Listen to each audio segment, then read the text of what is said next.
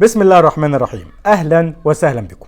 نهاية المباراة الاهلي وسموحة بفوز الاهلي 2-0 باقدام محمد شريف وكهربا. بالرغم من الفوز لكن في شوية سلبيات في الفرقة.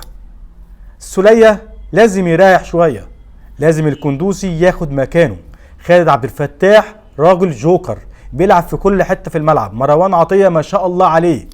الشناوي تصرف غير اخلاقي بالمره، ما ينفعش تعمل كده يا شناوي. انت فايز 2-0 يعني ما عندكش ضغوط، حتى لو لاعب سموحه نرفزك ما ينفعش تعمل كده. انت كابتن النادي الاهلي وكابتن منتخب مصر، ما ينفعش كده.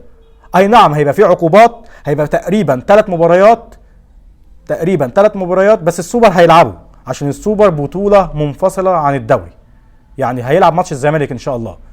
لكن التصرف ده غير اخلاقي بالمره، ما ينفعش تعمله. انت كابتن النادي الاهلي، لو مانويل جوزيه موجود هيشيل منك شارة القياده ويديها لعلي معلول.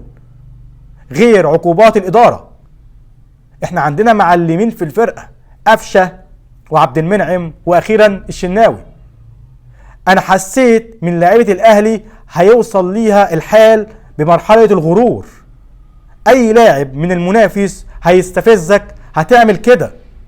احنا ما شفناش خالص لعيبه الاهلي تعمل التصرف الغير اخلاقي ده. الشناوي كابتن النادي الاهلي، الناس بتتعلم منك، انت كابتن النادي الاهلي. بالرغم من ادائك الغير مستقر الفتره الاخيره بس ما ينفعش تعمل كده، ما ينفعش. يا ريت نهدى شويه، احنا في كيان كبير زي النادي الاهلي. انا منتظر العقوبة الكبيرة اللي هتحصل للشناوي. سلام.